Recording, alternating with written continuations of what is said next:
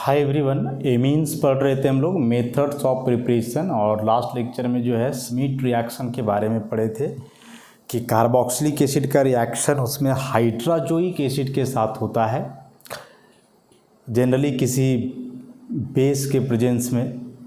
तो रिएक्शन होकर के एमीन बनता है और जो एमीन बनता है उसमें कार्बन का संख्या जो है एक कम होता है उस कार्बोक्सिलिक एसिड के तुलना में। मतलब ऐसा कुछ रिएक्शन था। कार्बोक्सिलिक एसिड लिया था हमने, इस कार्बोक्सिलिक एसिड का रिएक्शन हाइड्रोजोइक एसिड से था। This is hydrazoic acid. Concentrated sulphuric acid के प्रेजेंस में इसको हीट किए थे हम लोग, तो प्रोडक्ट बन रहा था RnH2 plus CO2 plus N2। 1 degree amine का फॉर्मेशन हो रहा था। और इस 1 डिग्री अमीन जो फॉर्मेशन हो रहा है उसमें कार्बन का संख्या एक कम है। क्यों? क्योंकि एक कार्बन तो वहाँ CO2 के रूप में निकला है बाहर। और रिएक्शन को हमने ऐसे कंसिडर किया था कि एक्चुअली में होता क्या है कि यह जो कार्बोक्सिलिक एसिड है ये first of all hydrazoic acid से रिएक्शन करेगा। H2O का एलिमिनेशन होता है यहाँ से और ये बनता है acyl azide. This is acyl azide. इस एसाइल एजाइड को हम लोग हीट कर रहे थे बेंजीन के प्रेजेंस में, तो ये बदल जा रहा था आइसोसाइनेट में, अल्काइल आइसोसाइनेट में। देन इसका हम लोग अल्कलाइन हाइड्रोलाइसिस कर रहे थे फाइनली। तो इस अल्कलाइन हाइड्रोलाइसिस के बाद फॉर्मेशन हो रहा था 1 डिग्री एमीन का और निकल रहा था कार्बन डाइऑक्साइड। एक्चुअल में रिएक्शन ऐसे हो रहा था कि carboxylic acid first of all hydrazoic acid के साथ रिएक्शन करके H2O निकाल के एसाइल एजाइड का फॉर्मेशन कर रहा था, या एसाइल एजाइड को बेंजीन के प्रेजेंस में हीट करने के बाद अल्काइल आइसोसाइनेट एंड देन उसको फाइनली हाइड्रोलाइज कर रहे थे हम लोग अल्कली के प्रेजेंस में। तो फॉर्मेशन हो रहा था 1 डिग्री एमीन का। अब चूँकि इसमें जो एमीन बन रहा है और ये जो कार्बोक्सिलिक एसिड बन रहा है, दोनों को मिलाओगे तो इसमें कार्बन का संख्या एक कम है। यहाँ एक कार्बन दिख रहा है ना, यहाँ नहीं दिख रहा है क्योंकि यही कार्बन CO2 के रूप में बाहर निकल गया है। तो जो एक कार्बन कम हो रहा है, तो ऐसे कार्बन का संख्या कम हो तो बताया पीछे भी उसको डिग्रेडेशन प्रोसेस बोलते हैं। जैसे हॉफमैन डिग्रेडेशन था ना, वैसे ही। तो यहाँ जो यह पूरा रिएक्शन होता है कार्बन डिक्रीज करके, इसको हम लोग बोलते हैं कर्टियस डिग्रेडेशन। क्या बोलते हैं इसको? कर्टियस डिग्रेडेशन, जिसमें एक कार्बन कम हो जाता है एमीन में कार्बोक्सिलिक एसिड के तुलना में। तो दिस इज कर्टियस डिग्रेडेशन। अब इस कर्टियस डिग्रेडेशन को थोड़ा समझे कैसे हुआ है। क्या ये तो जान गए हम लोग कि हाइड्रोजोइक एसिड का इस्तेमाल करके जब कार्बोक्सिलिक एसिड से एमीन बनाया जाता है तो उस एमीन में कार्बन का संख्या एक कम हो जाता है और इसी प्रोसेस को हम लोग कर्टियस डिग्रेडेशन बोलते हैं। एक्चुअली में रिएक्शन को बेहतर तरीके से समझने के लिए ऐसे हम लोग समझें कि यह जो कार्बोक्सिलिक एसिड होता है इसको सबसे पहले थायोनाइल क्लोराइड से ट्रीट करवा करके एसिड क्लोराइड बनाया जाता है। यह ज़्यादा अच्छे से रिएक्शन करता है हाइड्रोजोइक एसिड के साथ। अब हाइड्रोजोइक एसिड ना लेकर के यहाँ उसके सॉल्ट को लिया जाता है, सोडियम एजाइड को। तो यहाँ से NaCl बाहर होगा और ये बनेगा RC+ON3 acyl azide. Acyl azide को डायरेक्ट यहाँ हीट करने से N2 का एलिमिनेशन होगा और बनता है अल्काइल आइसोसाइनेट। और फाइनली इसका हम लोग हाइड्रोलाइसिस करते हैं अल्कली के साथ, तो RnH2 plus sodium carbonate. Mechanism को यदि देखें हम लोग कैसे वह ग्रुप बदला इसमें, तो देखो यह जो एसाइल एजाइड है इसके स्ट्रक्चर की बात करोगे तो कुछ ऐसा होता है, इस पर रहेगा प्लस, इस पर रहेगा minus, this is acyl azide. क्या करना है यहाँ, इस N2 को एलिमिनेट कर देना है। N2 को एलिमिनेट करोगे तो हो जाएगा R C double bond O N ऐसा, एंड दिस इज नाइट्रीन इंटरमीडिएट। अब यहाँ से रीअरेंजमेंट होगा कैसे, ये 2 लोन पेयर का इलेक्ट्रॉन शिफ्ट करेगा यहाँ और ये चला जाएगा N के पास, तो हो जाएगा R N double bond C double bond O। इसी प्रोसेस को हम लोग बोलते हैं कर्टियस रीअरेंजमेंट। ये जो यह रीअरेंजमेंट हो रहा है this is called Curtius rearrangement. और इसके बाद तो हम लोग पढ़े हैं मैकेनिज्म सहित, डायरेक्ट हाइड्रोलाइज करोगे तो ये बन जाएगा एमीन और बाहर हो जाएगा सोडियम कार्बोनेट। तो वही चीज़ है, स्मिट रिएक्शन ही है, कार्बोक्सिलिक एसिड को बदला जा रहा है 1 डिग्री एमीन में, लेकिन यहाँ हमने पहले इसको एसिड क्लोराइड में बदला क्योंकि एसिड क्लोराइड का रिएक्शन एजाइड फॉर्मेशन में ज़्यादा बेहतर होता है। इसके पहले जो हम लोग पढ़े स्मिट रिएक्शन में उसमें कार्बोक्सिलिक एसिड था, हाइड्राजोइक एसिड था, सल्फ्यूरिक एसिड था, सारे एसिड थे, मीडियम फुली एसिडिक हो रहा था। कार्बोक्सिलिक एसिड ऑलरेडी एसिड है, रिएक्शन करवा रहे हो हाइड्राजोइक एसिड के साथ, फिर साथ में ले रहे हो कंसनट्रेटेड सल्फ्यूरिक एसिड, तो वह फुली एसिडिक मीडियम हो जा रहा था। तो वहाँ से रिएक्शन का जो यील्ड होता प्रोडक्ट का वह उतना खास नहीं, इसलिए इसको हम लोग पहले क्लोराइड में बदल ले रहे हैं और हाइड्राजोइक एसिड डायरेक्ट ना लेकर के उसका सॉल्ट हमने लिया सोडियम एजाइड, फाइनली उससे एसाइल एजाइड बना, फिर रीअरेंजमेंट होकर के अल्काइल आइसोसाइनेट बना, देन हाइड्रोलाइज करके फाइनली मिल गया हम लोग को क्या 1 डिग्री एमीन। तो यही पूरा स्मिट रिएक्शन, उसी के अंदर ही आ गया कर्टियस डिग्रेडेशन या courteous rearrangement.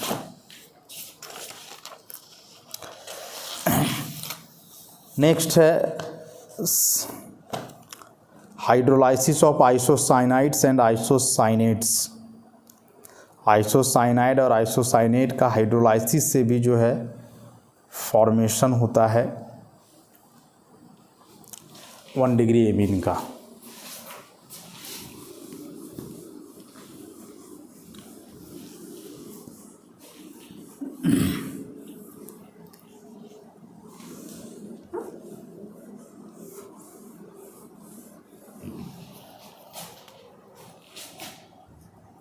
By hydrolysis of isocyanides and isocyanates, आइसोसाइनाइड्स और आइसोसाइनेट्स का हाइड्रोलाइसिस से भी फॉर्मेशन होगा किसका, एमीन का। तो आइसोसाइनाइड मतलब कि दिस वन, यहाँ 2 मोल वाटर मॉलिक्यूल होता है, इसको दिखाओगे तो ऐसे दिखाना है HOH, फिर यहाँ भी HOH, डाइल्यूट HCl होता है, और बॉन्ड को यहाँ से टूटते हुए ऐसे दिखाया जाएगा।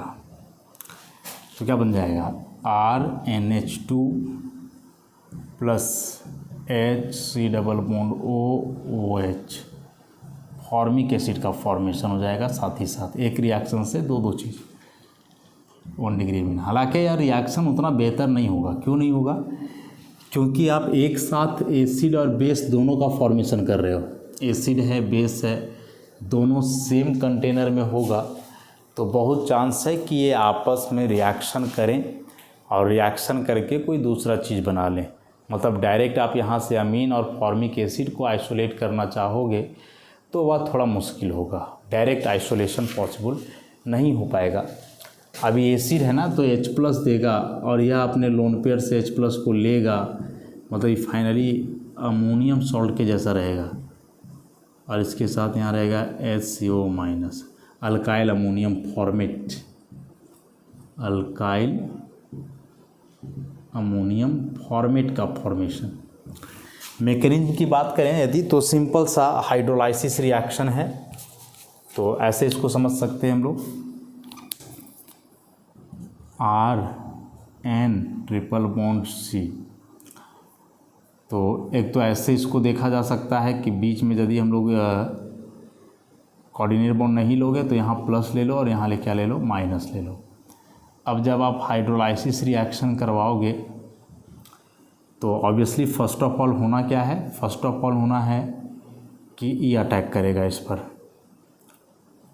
नाइट्रोजन पे, क्योंकि प्लस है। अब जब इस पर अटैक करेगा तो नाइट्रोजन तो डायरेक्ट इसके साथ बॉन्ड बना नहीं सकता है, क्या कि 4 बॉन्ड ऑलरेडी है, मतलब 8 इलेक्ट्रॉन्स वैलेंस शेल में है, तो इसको अपना एक बॉन्ड कार्बन की तरफ करना ही होगा।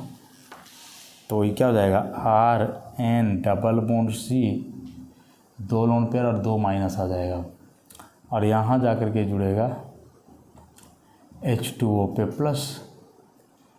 अगेन आप ऑक्सीजन के प्लस को हटाने के लिए हाइड्रोजन के इलेक्ट्रॉन को शिफ्ट करो तो ये H प्लस हो जाएगा, तो फिर ये कार्बन अपने इलेक्ट्रॉन से इसको लेगा, तो R(N), दिस इज OH, उसके बाद ये डबल बॉन्ड C, यहाँ हो जाएगा H, एक लोन पेयर और माइनस अभी भी होगा। चूँकि आप रिएक्शन एसिडिक मीडियम में करा रहे हो तो ऐसा बहुत चांसेस है, इसको यहीं से यदि हम लोग दिखा करके चलें कि रिएक्शन एसिडिक मीडियम में है तो फर्स्ट ऑफ ऑल क्या होगा कि यह कार्बन अपने नेगेटिवली चार्ज जो लोन पेयर हैं, इस लोन पेयर से पहले ले लेगा इसको, ऐसे ही करके दिखाते हैं, मतलब कि CH पहले से बना हुआ रहेगा, यहाँ R(N)≡CH ऐसा। और अब इसको दिखलाओ कि इस इलेक्ट्रॉन को कर डालो यहाँ, और तभी जाकर के अटैक करेगा। अब इसको यहाँ से दिखलाओ, तब यहाँ से एक H पहले से रह जाएगा, काहे कि कार्बन पे 2 नेगेटिव देना ठीक नहीं है, लेस इलेक्ट्रोनेगेटिव एलिमेंट है, तो एक H पहले रहेगा, अभी आ जाएगा माइनस, तभी ऐसे, और तब जा कर के फाइनली इसको यहाँ लेगा, तो एक H और जुड़ जाएगा ऐसा। अब चूँकि NH2 का फॉर्मेशन करवाना है, रिएक्शन एसिडिक मीडियम में होते ही जा रहा है, तो होगा क्या यहाँ से कि अब जो तुम H प्लस लोगे अगेन एसिडिक मीडियम का, तो फाइनली H प्लस फिर से नाइट्रोजन का लोन पेयर से जा कर के जुड़ सकता है, NH हो जाएगा OH, अगेन फिर इसको इधर शिफ्ट कर दो, तो यहाँ हो जाएगा CH, H माइनस, और यहाँ क्या आ जाना है, प्लस, ऐसा।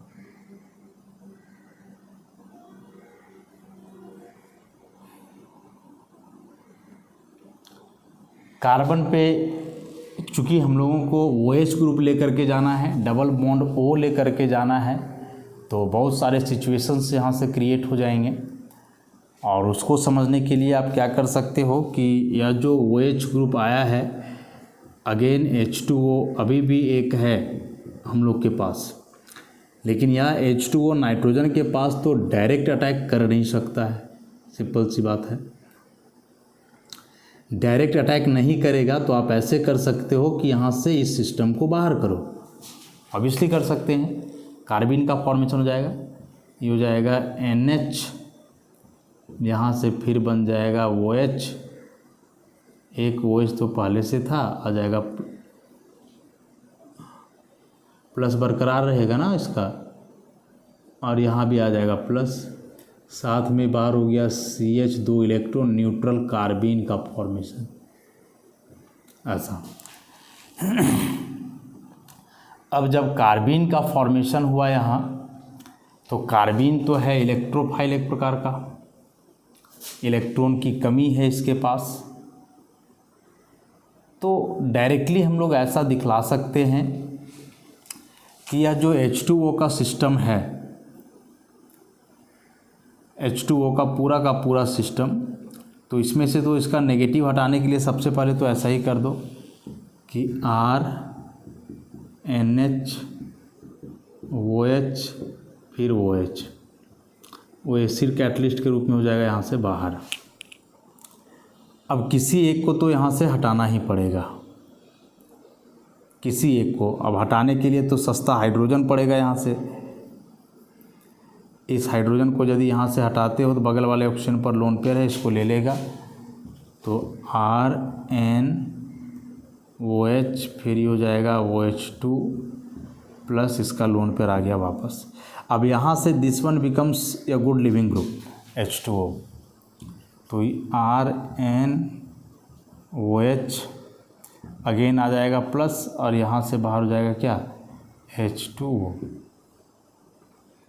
अच्छा, अब यह H2O जो है कार्बिन पे जाकर के अटैक करेगा, कार्बिन पे जाकर के अटैक करेगा। वहाँ जो कार्बिन का फॉर्मेशन हुआ है ना CHH ऐसा, तो H2O ऑब्वियसली जाकर के यहाँ अटैक करेगा, तो CHEHO यहाँ से जुड़ जाएगा H प्लस, इसको हटा दो तो HOCHH लोन पेयर बचा रहेगा इस पर और आ जाएगा माइनस।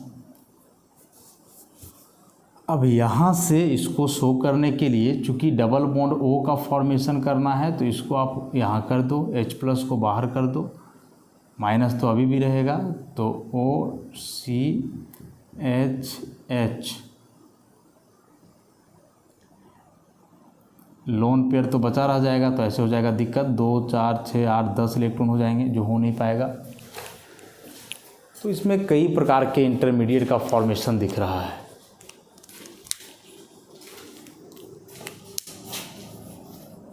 बड़ा सा मैकेनिज्म जाएगा लगता है, तो रहने ही देते हैं इसको। बस डायरेक्ट याद रखोगे कि हाइड्रोलाइसिस से फॉर्मिक एसिड का फॉर्मेशन, यदि अल्काइल आइसोसाइनाइड का हाइड्रोलाइसिस किया जाए तो बहुत बेहतर मेथड नहीं है। रीज़न बता दिए कि एक ही रिएक्शन में एसिड बेस दोनों का फॉर्मेशन हो रहा है, तो प्रोडक्ट सेपरेशन हो जाएगा मुश्किल। वैसे ही आइसोसाइनेट से भी बनेगा, RN double bond C double bond O, alkyl isocyanate. इसका बेसिक हाइड्रोलाइसिस होगा, तो ये बन जाता है 1 डिग्री एमीन प्लस K2CO3। इसमें भी इसका मैकेनिज्म देख चुके हैं क्लियरली, इसमें कोई फंसने का बात नहीं है, पीछे से किया हुआ है। मैंने समझ लो ना कि जो 2 हाइड्रोजन है नाइट्रोजन के पास चला गया, 2 पोटासियम बचा, 2 ऑक्सीजन और यहाँ से CO, तो K2CO3 का फॉर्मेशन। जैसे मिथाइल आइसोसाइनेट, इसका आप हाइड्रोलाइसिस कर दो तो ऑब्वियसली मिथाइल एमीन का फॉर्मेशन होगा प्लस पोटासियम कार्बोनेट बनेगा।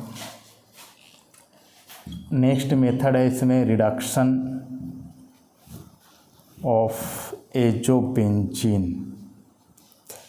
एजोबेंजीन का रिडक्शन से एनिलीन का फॉर्मेशन होगा। एजो मतलब nitrogen group,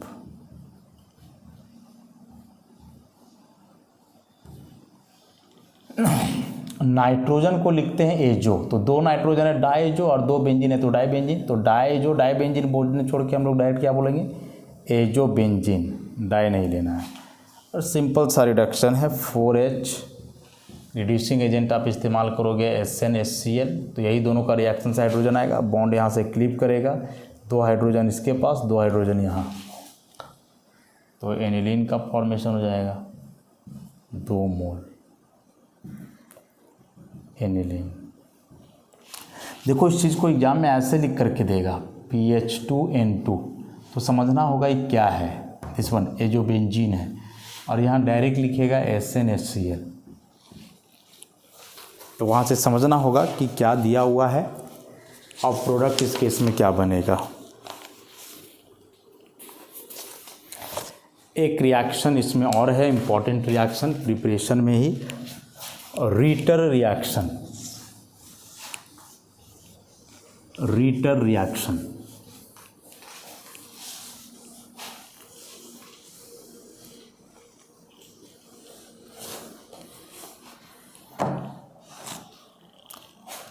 bye Ritter reaction.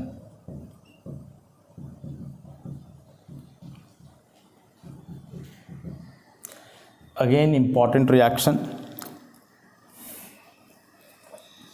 क्या है रिएक्शन? तो the reaction of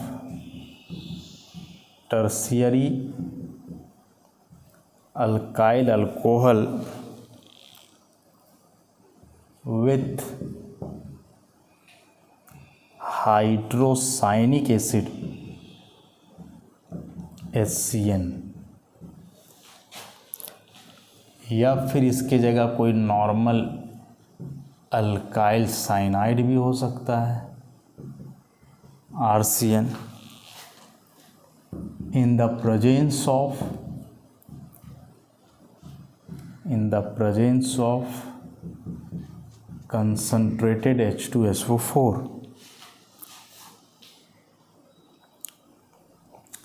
to form corresponding tertiary amine is known as a Ritter reaction।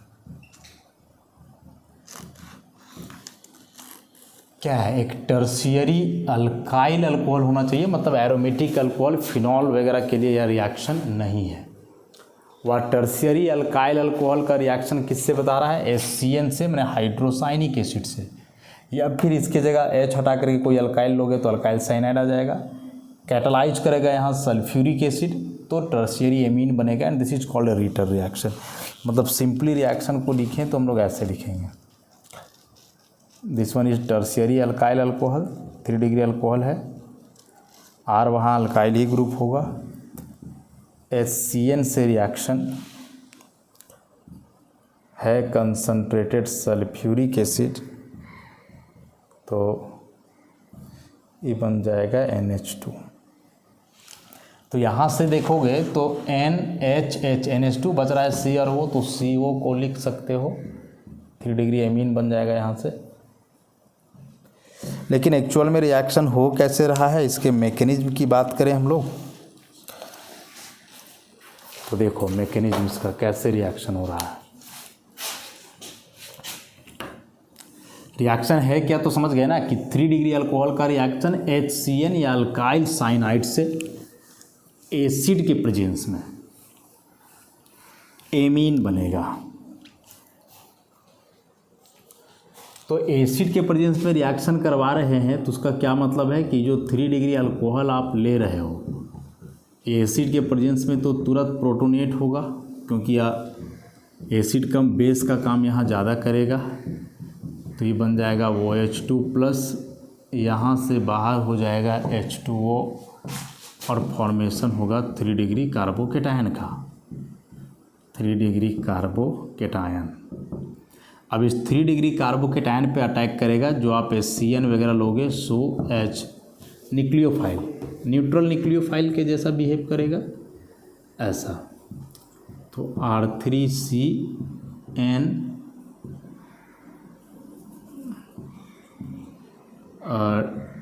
Triple bond CH nitrogen पे अब आ जाएगा प्लस। अब नाइट्रोजन पे यदि प्लस आ जाएगा तो यहाँ से H2O देगा इसको राहत, एसिड से H2O आया, ये अपने लोन पेयर से अटैक करेगा, तो R3CN ट्रिपल बॉन्ड CH अब यहाँ जुड़ गया, सॉरी यहाँ ऐसे अटैक नहीं होगा, यहाँ होगा कि डायरेक्ट नाइट्रोजन पे अटैक नहीं करेगा, क्योंकि नाइट्रोजन पे डायरेक्ट अटैक करेगा तो 4 बॉन्ड पहले से 1 बॉन्ड और बन जाएगा 5, और 5 बॉन्ड मतलब इलेक्ट्रॉन्स 10 हो जाएंगे, जो पॉसिबल नहीं है इसके लिए वैलेंस शेल में 10 होना। तो सबसे पहले कार्बन इस पाई इलेक्ट्रॉन को इधर शिफ्ट करेगा, रीजन है इसका कि नाइट्रोजन का इलेक्ट्रोनेगेटिविटी ज़्यादा है, ऊपर से प्लस है तो पाई इलेक्ट्रॉन को विड्रॉ कर सकता है। अभी कार्बन पे अटैक करेगा तो R3CN lone pair double bond CH OH और ऑक्सीजन पे आ जाएगा प्लस। अब ऑक्सीजन पे प्लस चार्ज आएगा तो यहाँ से फिर एलिमिनेशन होगा H का। अब इस H को ले लेगा ये लोन पेयर से, तो R3C हो जाएगा NH double bond C OH H। ठीक, अगेन इस पे आ गया प्लस चार्ज नाइट्रोजन पे। अब अगेन नाइट्रोजन पे प्लस चार्ज आया तो फिर से वही चीज़ होगा, इस बॉन्ड के इलेक्ट्रॉन को यहाँ शिफ्ट कर दो, कार्बन के वैलेंसी को मेंटेन करने के लिए इसको यहाँ कर दो, तो R3C NH इस single bond CH double bond O, और ई जो H बना मतलब कि H प्लस का जो फॉर्मेशन हुआ यहाँ से, वह H प्लस फिर से नाइट्रोजन के पास जा कर के जुड़ेगा। हाँ, ई जो H है ना, फिर से नाइट्रोजन के पास जा कर के जुड़ेगा, ले लेगा इसको, तो R3C NH plus C double bond OH।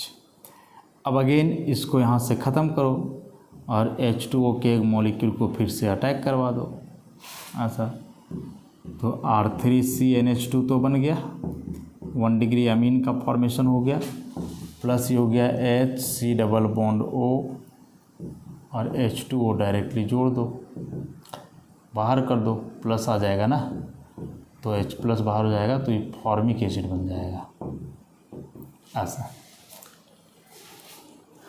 तो रिएक्शन वैसे था सिंपल, लेकिन जब मैकेनिज्म के थ्रू गए हम लोग थोड़ा सा बड़ा हुआ रिएक्शन। और बेसिक से कंसेप्ट लगे हैं सभी कि अल्कोहल का सबसे पहले प्रोटोनेशन होगा, प्रोटोनेशन हो करके ऑक्सोनियम आयन बनेगा, H2O निकलेगा कार्बोकेटायन। इस कार्बोकेटायन पे यहाँ जो आप साइनाइड लोगे, चाहे हाइड्रोजन लो चाहे अल्काइल लो, वह न्यूक्लियोफाइल बन के अटैक करेगा और यहीं से फिर एक एक करके हाइड्रोजन नाइट्रोजन में जुड़ते जाएंगे, पाई बॉन्ड नाइट्रोजन की तरफ शिफ्ट होते जाएगा, फाइनली यहाँ से बाहर हो जाना है फॉर्मिक एसिड मॉलिक्यूल और रिएक्शन हो जाना है। ठीक है, तो यही रिटर्न रिएक्शन था। एग्ज़ाम में नोट्स लिखने आएगा, बहुत भी आएगा, तो मैकेनिज्म सारे रिएक्शंस का डील करना संभव नहीं होता है, तो मैकेनिज्म है ऐसा कम ही चांस है। अगला मेथड इसमें है अल्फा अमीनो एसिड का डीकार्बोक्सिलेशन। अल्फा अमीनो एसिड के डीकार्बोक्सिलेशन से भी बनता है एमीन। अल्फा अमीनो एसिड मतलब अल्फा कार्बन पे अमीनो ग्रुप होगा और इधर कार्बोक्सिलिक एसिड होगा। फंक्शनल ग्रुप हुआ मेन, बगल वाला कार्बन अल्फा, तो अल्फा पे NH2 है, दैट्स वाई अल्फा अमीनो और कार्बोक्सिलिक एसिड है अल्फा अमीनो एसिड। और इस अल्फा अमीनो एसिड को यदि बेस के प्रेजेंस में हीट किया जाए, मेनली बेरियम हाइड्रोक्साइड लेते हैं हम लोग, तो RCH2NH2 1 डिग्री एमीन बन जाएगा और साथ में साइड प्रोडक्ट यहाँ से CO2 निकल जाएगा, CO2 निकल जाएगा। ये हाइड्रोजन चला गया यहाँ, ये पूरा हो गया बाहर ऐसा। तो इस तरह से हम लोग अल्फा अमीनो एसिड का डीकार्बोक्सिलेशन, डीकार्बोक्सिलेशन मतलब इस कार्बोक्सिल ग्रुप को ख़त्म करके केवल अमीनो ग्रुप बचाएंगे। और ये नॉर्मल डीकार्बोक्सिलेशन रिएक्शन है ना, जो हम लोग पढ़ते हैं कि डीकार्बोक्सिलेशन रिएक्शन करवाना हो तो किसी बेस के साथ हीट करो उसको, तो पहले तो कार्बोक्सिलिक एसिड का सॉल्ट बनता है, आफ्टर देन वहाँ से CO2 वगैरह एलिमिनेट होकर के फाइनल प्रोडक्ट का फॉर्मेशन होता है।